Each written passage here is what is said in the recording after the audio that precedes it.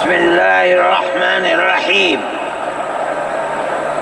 الحمد لله نحمده ونستعينه ونستغفره ونؤمن به ونتوكل عليه ونعوذ بالله من شرور أنفسنا ومن سيئات أعمالنا. من يهده الله فلا مضل له ومن يضلله فلا هادي له. ونشهد أن لا إله إلا الله وحده لا شريك له. ونشهد أن سيدنا ومولانا محمدا عبده ورسوله. أما بعد، مسلم پرسنل لا بورڈ کے صدر محترم نائیڈو صاحب کے نائب صدر اور ہمارے مہدی صاحب، دوسرے حضرات جو یہاں بیٹھے ہوئے ہیں، اور یہ جمع غفیر لاکھوں آدمی جو آئے ہیں جمعیت علماء کی دعوت پر، میں جمعیت علماء کے ان ورکرز اور آئے ہوئے مہمانوں کا دل کی گہرائیوں سے شکریہ ادا کرتا ہوں. جن لوگوں نے جمعیت علماء ہند کی دعوت پر اپنے احباب کو جمع کیا اور اپنے خرچ سے جمعیت علماء کا ایک پیسہ کیا پھوٹی کوڑی بھی نہیں لگی، آپ ہی لوگ کروڑوں روپیہ خرچ کر کے اپنی بسوں کا خود ہی انتظام کر کے یہاں تشریف لائے دعوت پر، اور آ کر بیٹھے. جمعیت علماء ہند کے خدام کے دل میں اس کی بڑی قدر ہے. اللہ آپ حضرات کو اس کا بہتر بدلہ عطا فرمائے. میرے محترم بزرگوں، آج ہی کا مسئلہ یہ نہیں ہے. جمعیت علماء ہند کی ایک تاریخ ہے، اور ایسی تاریخ ہے اپنے اس ملک کے لیے جو کسی دوسری ہندو مسلم پارٹی کے پاس نہیں ہے، کے لیے جو کسی دوسری ہندو مسلم پارٹی کے پاس نہیں ہے.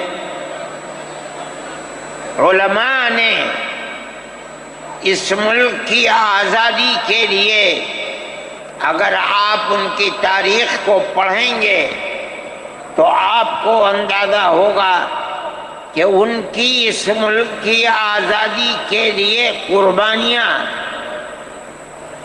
150 سالہ قربانیاں ہیں. کوئی اس ملک کے اندر ہندو مسلم ایسی پارٹی نہیں ہے جس کی تاریخ ایسی قربانیوں کی تاریخ ہو.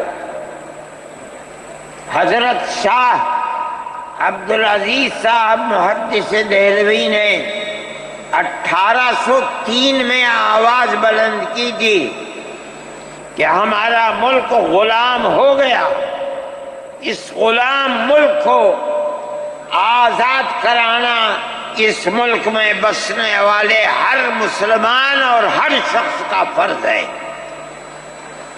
کوئی مائی کا لال نہیں تھا جو انگریز کی طاقت کے سامنے آزادی ملک کا نعرہ بلند کر سکتا.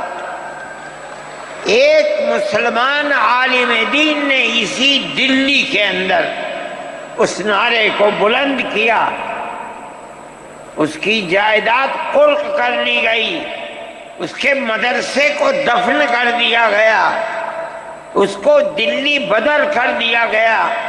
لیکن یہ مسلمان ایسے نہیں تھے جو کسی ملک کے پیسے یا اس کی سطوت اور اس کی طاقت کے سامنے سر جھکا دیتے۔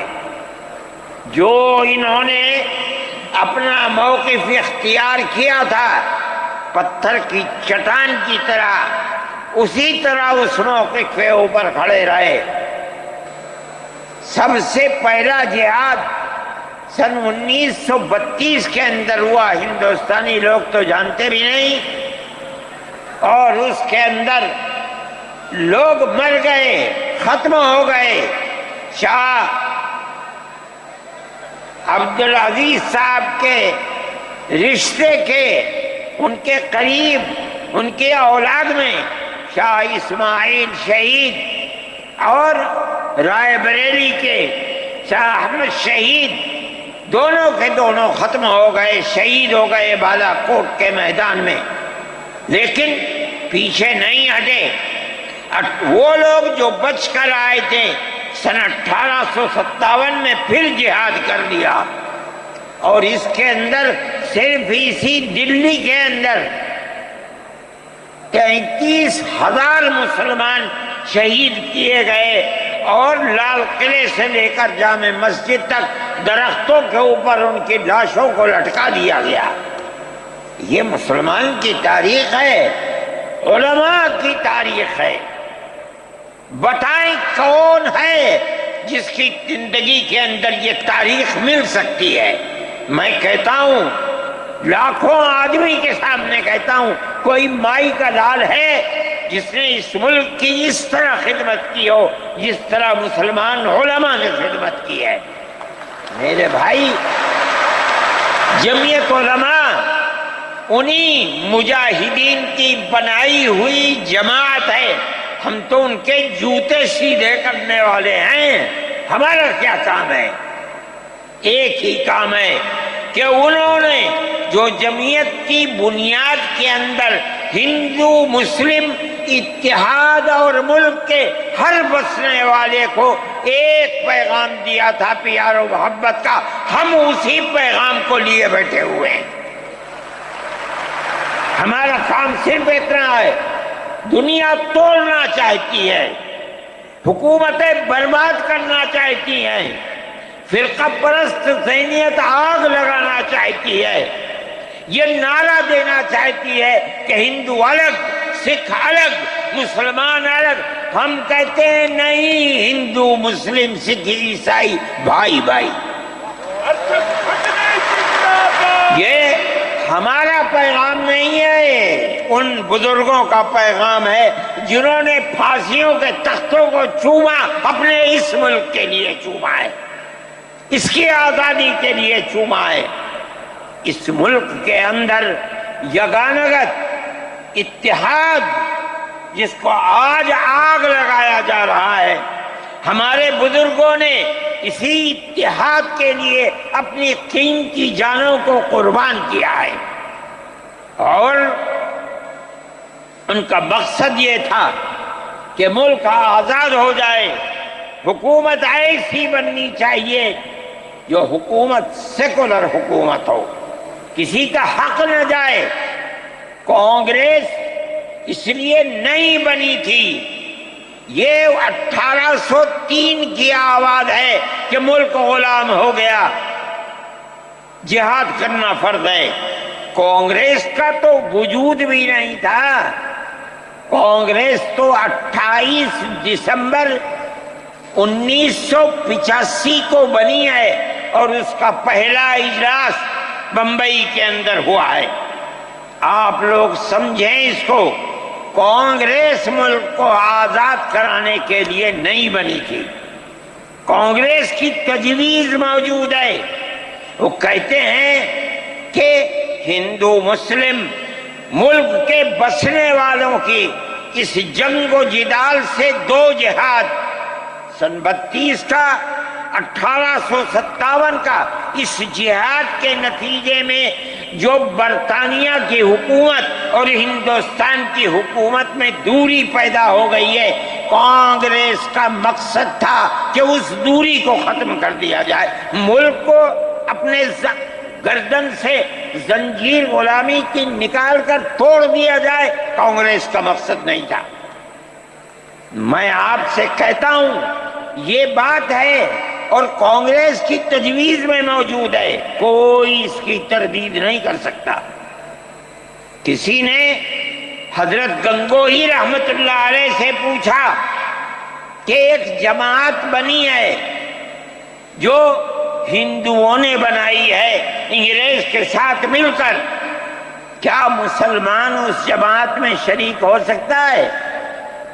حضرت نے فتویٰ دیا اور یہ کہا کہ جس طرح اپنے کاروبار میں ہندو مسلمان شریک ہو سکتا ہے، اسی طرح اس پارٹی کے اندر بھی ہندو مسلمان شریک ہو سکتا ہے، بشرطے کہ دین کو کوئی نقصان نہ پہنچے۔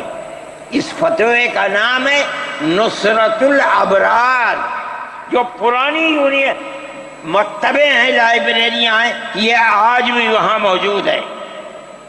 یہ صرف فتویٰ نہیں ہے، یہ اس لیے ہے کہ یہ اشارہ ہے کہ مسلمانوں کو کانگریس کے ساتھ شریک ہونا چاہیے اور کانگریس کے اس نظریے کو بدلنا چاہیے۔ کانگریس کے اندر مستقل غلامی کی زنجیر کو توڑنے کے لیے اور انگریز کے ساتھ جہاد کرنے کے لیے تیار کرنا چاہیے۔ مسلمان جوق در جوق اس کے اندر شریک ہوئے، کانگریس کے اس نظریے کو بدل دیا اور کانگریس کو ملک کی آزادی کے لیے کھڑا کر دیا۔ یہ مسلمان کا، علماء کا، جمعیت علماء کا کردار ہے۔ کوئی مانے نہ مانے، تاریخ میں لکھی ہوئی چیزیں ہیں، ہم سے پوچھے ہم وہ تاریخ کی لکھی ہوئی چیزیں لیں گے۔ ہماری تاریخ کو مٹا دیا گیا۔ وہ طبقہ جو آج ملک کے اندر اسلام اور مسلمانوں کو دفن کرنا چاہتا ہے، وہ ہماری تاریخ کو دفن کرنے کے اندر کامیاب ہو گیا، مگر ہم کہتے ہیں یہ ہماری تاریخ ہے۔ میرے بھائی، ملک اسی طرح چلتا رہا، جیسے جیسے آزادی قریب آتی رہی، جمعیت علماء ہند وہ تنہا ایک جماعت تھی جو برابر موتی لال نہرو، جواہر لال نہرو، گاندھی جی سے یہ بات کہتی رہی کہ ہمیں ضمانت دو، ہم 143 سال ہیں ہماری زندگی، جہاد کی زندگی، ہمیں یہ ضمانت دو کہ ملک آزاد ہوگا تو اس کا کردار سیکولر کردار ہوگا، دستور سیکولر دستور ہوگا، جس کے اندر ہندو، مسلمان، سکھ، پارسی، عیسائی ہر ایک کو اپنے مذہب کے ساتھ جینے کا حق ہوگا اور حکومت کا کوئی مذہب نہیں ہوگا۔ ہمارے پاس تجویزیں موجود ہیں، برابر ہمیں مفتی کفایت اللہ صاحب جو جمعیت علماء کے اس وقت صدر تھے، نام لے کر ان کے پاس موتی لال نہرو، گاندھی جی، یہ لوگ اپنی ورکنگ کمیٹیوں کی تجاویز بھیجتے ہیں، مفتی صاحب کرم فرما، مفتی صاحب یہ ہے کہ ہمارا ملک جب آزاد ہوگا ہم گارنٹی دیتے ہیں کہ ملک سیکولر ملک ہوگا۔ اس کا کیا مطلب ہے؟ ہمارا کردار، ہمارا مذہب، ہمارا وقت، ہر چیز آزاد رہے گا، مسلمان جس طرح چاہے گا اپنی زندگی گزارے گا، اپنے مذہب کو سینے سے لگا کر زندگی گزارے گا۔ میں یہ بات صرف ہوائی نہیں کہہ رہا ہوں، آپ غور سے اس تحریر کا ایک ایک لفظ سنیں۔ ہری پور ضلع سورت کا اجلاس عام جو 19، 20، 21 فروری 1938 میں 47 میں ملک آزاد ہوا، یہ اجلاس 1938 میں، اس سے بھی 9 سال پہلے، یعنی آج کے مقابلے میں 80 سال پہلے یہ اجلاس ہوا تھا۔ اس کے اندر تجویز دیکھیے آپ، ورکنگ کمیٹی نے 1937 میں اپنی کلکتے کی میٹنگ میں اقلیتوں کے حقوق پر جو تجویز پاس کی تھی اسے یہ کانگریس منظور کرتی ہے، اس وقت کی بات ہے،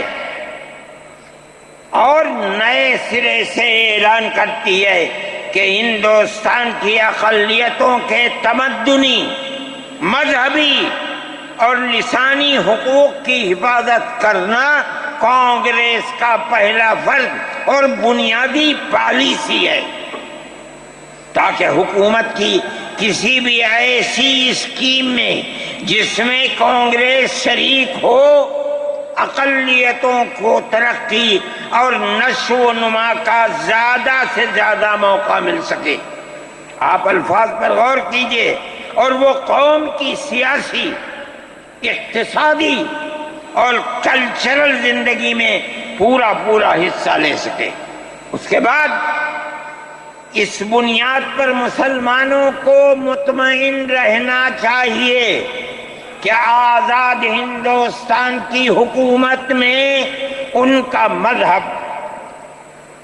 مذہبی فرائض، اذان، نماز، جمعہ، عید، روزہ، حج، زکوٰۃ، مذہبی تبلیغ، مساجد، مقابر، قربانی، مذہبی جلوس، مذہبی جلسے وغیرہ جملہ مذہبی رسوم اور مذہبی ادارے محفوظ ہوں گے، اور اسی طرح ان کی تہذیب و تمدن، ان کے تعلیمی ادارے، خانقاہیں، امام باڑے، عیدگاہیں، تکیے، کربلائیں، آثار قدیمہ، اوقاف وغیرہ سب محفوظ ہوں گے، اور اسی طرح ان کی زبان، ان کی شاعری، رسم الخط وغیرہ سب کے سب آزاد اور محفوظ ہوں گے،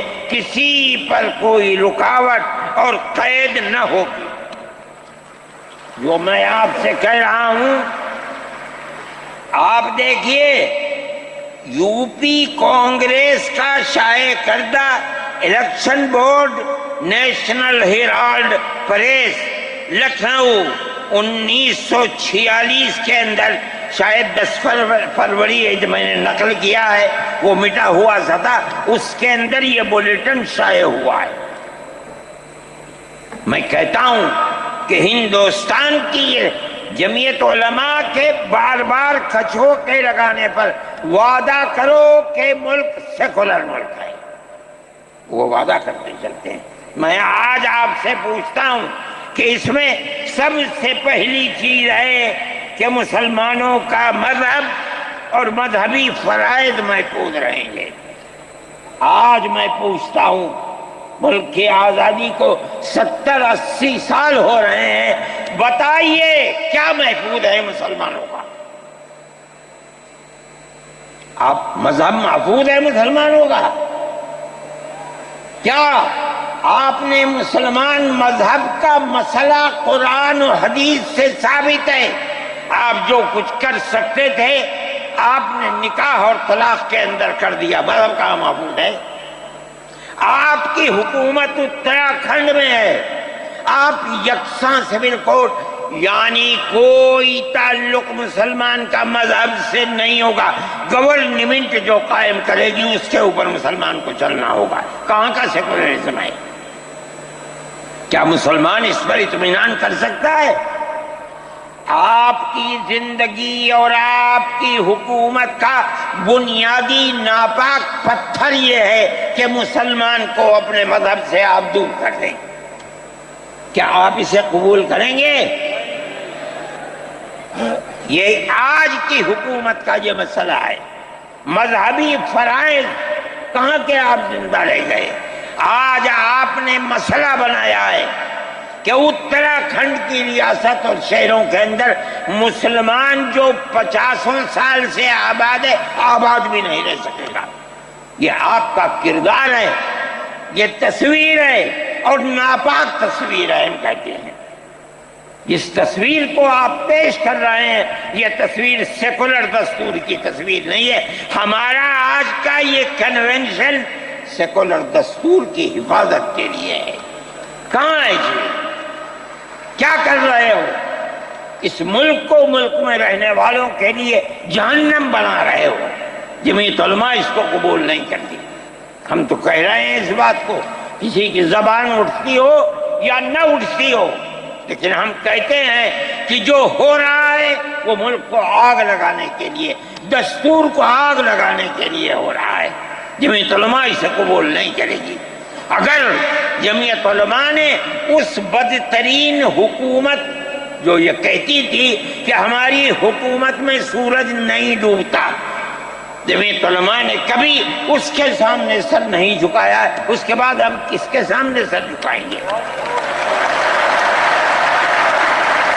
ہمارا سر صرف ایک اللہ کے سامنے جھکتا ہے اور کسی کے سامنے نہیں جھکتا۔ میرے بھائی، آپ ایک اس کو لیتے ہیں، میں کہتا ہوں اے تو بیٹھا، آپ کیا کہتے ہیں؟ اس کے اندر جہاں ہے وہاں اسی طریقے سے اوقاف وغیرہ سب محفوظ ہوں گے۔ اوقاف محفوظ ہیں، یہ آپ کے سامنے حضرت مولانا بیٹھے ہوئے ہیں، تقریر کی ہے۔ اوقاف کو ہڑپنا چاہتے ہیں۔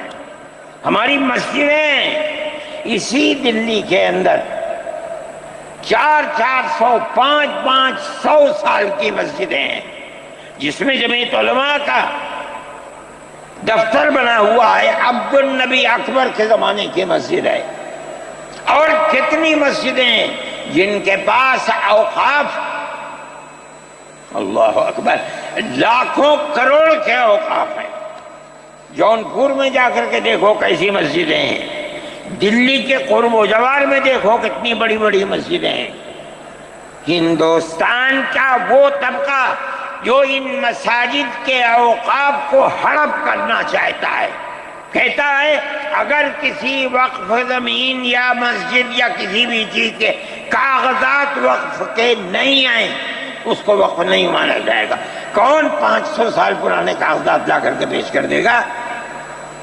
قانون یہ تھا کہ جو مسجد بنی ہے، جو وقف پر بنتی ہے، وہ وقف ہے۔ آپ کو کیا درد ہے کہ آپ اس وقف کو ختم کرتے ہیں؟ اس کا مطلب ہے مسلمانوں کی زمین کو ہڑپ کرنا چاہتے ہو، حرام کھانا چاہتے ہو، اس لیے ان اوقاف کو ہڑپ کرنا چاہتے ہو۔ ہم اس کو قبول نہیں کرتے۔ اوقاف ہمارے آباء و اجداد کے کیے ہوئے ہیں، اوقاف اللہ کی ملکیت میں دیے ہوئے ہیں، مسجدیں بنی ہوئی ہیں، آپ ان کی حفاظت کیجئے، اس لیے کہ ہم اس ملک کے رہنے والے ہیں، ہم باہر سے آئے ہوئے نہیں ہیں۔ اگر ہندو گوجر ہے مسلمان بھی گوجر ہے، اگر ہندو جاٹ ہے مسلمان بھی جاٹ ہے، اگر ہندو راجپوت ہے مسلمان بھی راجپوت ہے۔ جاؤ دیکھو کشمیر کے اندر، اگر ہندو برہمن ہے مسلمان بھی برہمن ہے۔ ہم اسی ملک کے رہنے والے ہیں۔ کسی کو اچھا لگا یہ مذہب وہ اس مذہب میں چلا گیا، کسی کو یہ مذہب اچھا لگا وہ اس مذہب میں چلا گیا۔ کیا مذہب کی بنیاد پر اس ملک کے اندر آپ ہمیں جینے کا حق نہیں دیں گے؟ ہم اپنے جینے کا حق کو لیں گے۔ آپ نے جس سیاست کو اختیار کیا، آپ 2 الیکشن پہلے دیکھیے کس قوت کے ساتھ بی جے پی آئی تھی۔ آپ نے جس پالیسی کو اختیار کیا، سیکولرزم کو آگ لگانی چاہیے، اس کا نتیجہ اس الیکشن میں کیا ہوا؟ بی جے پی ہار گئی۔ میں کہتا ہوں کہ اگر چندرا بابو نائیڈو کی بیساکھی نہ ہوتی اور ادھر نتیش کمار کی بیساکھی نہ ہوتی تو بی جے پی گورنمنٹ نہیں بنا سکتی تھی. کیوں ہوا؟